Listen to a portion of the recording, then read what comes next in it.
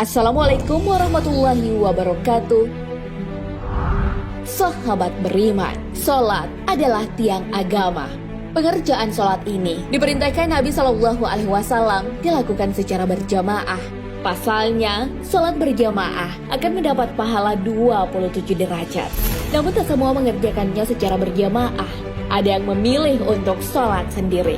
Lalu benarkah sholat sendiri itu dipengaruhi oleh syaitan? Apa yang akan terjadi jika kita sholat sendiri? Dan bagaimana menghindari pengaruh setan dalam sholat?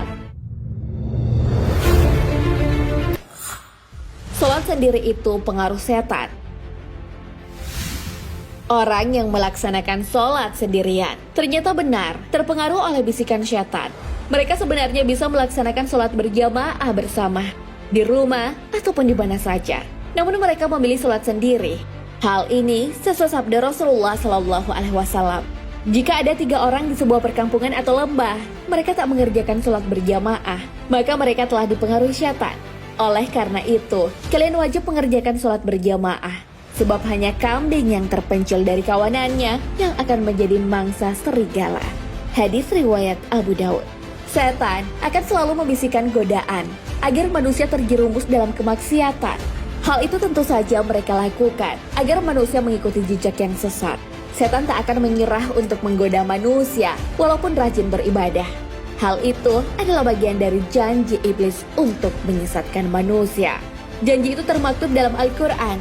Iblis menjawab, "Karena engkau telah menghukumku tersesat, maka saya benar-benar akan menghalang-halangi mereka dari jalanmu yang lurus. Kemudian saya akan mendatangi mereka dari muka dan dari belakang mereka, dari kanan dan dari kiri mereka. Dan engkau tak akan mendapati kebanyakan mereka bersyukur." Al-Quran Surah Al-A'raf ayat 16 hingga 17.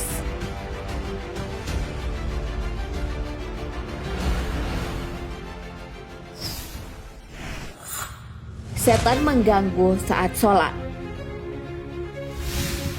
Sholat sendiri juga akan memudahkan setan untuk mengganggu konsentrasi kita.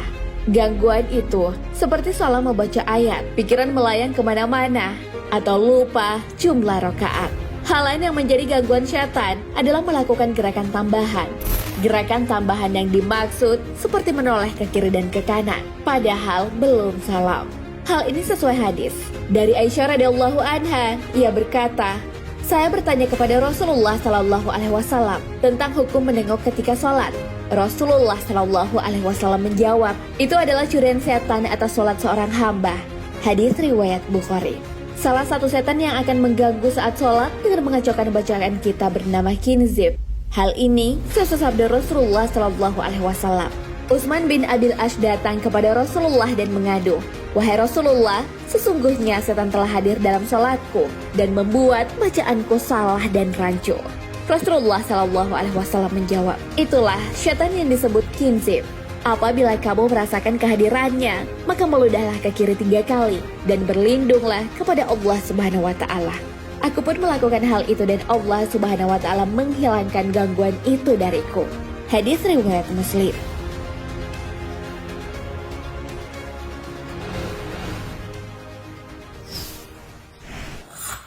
Menghindari pengaruh syaitan.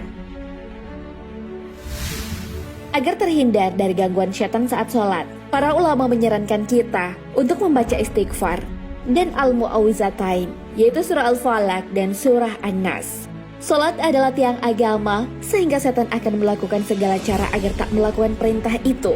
Oleh karena itu, jika kesempatan masih diberi, hendaklah kita melaksanakan sholat berjamaah. Hal ini tentu untuk menghindarkan kita dari bujuk rayu syaitan. Karena sesungguhnya syaitan tempatnya di neraka dan memiliki perilaku yang buruk. Nah sahabat beriman, itulah sholat sendiri yang ternyata dipengaruhi oleh syaitan. Mereka menggoda manusia agar tak mendapatkan pahala yang berlipat ganda dari Allah Subhanahu Wa Taala. Hal itu sebagai salah satu jalan untuk melancarkan misinya. Misi tersebut adalah mengajak manusia untuk sesat dan menemaninya di neraka kelak. Hal ini sesuai firman-Nya dalam Al-Quran. Allah Subhanahu Wa Taala berfirman, "Sesungguhnya kamu termasuk orang-orang yang diberi tangguh sampai kepada hari yang telah ditentukan waktunya, hari kiamat." Iblis menjawab, "Demikian kekuasaan engkau, aku akan menyesatkan mereka semuanya." kecuali hamba-hambamu yang mukhlis di antara mereka. Al-Quran Surah Sya'ad ayat 80 hingga 83. Wallahu a'lam bishawab. Sahabat beriman, jangan lupa berbagi informasi dengan share video ini, karena sebaik-baik manusia adalah yang paling bermanfaat bagi manusia. Wassalamualaikum warahmatullahi wabarakatuh.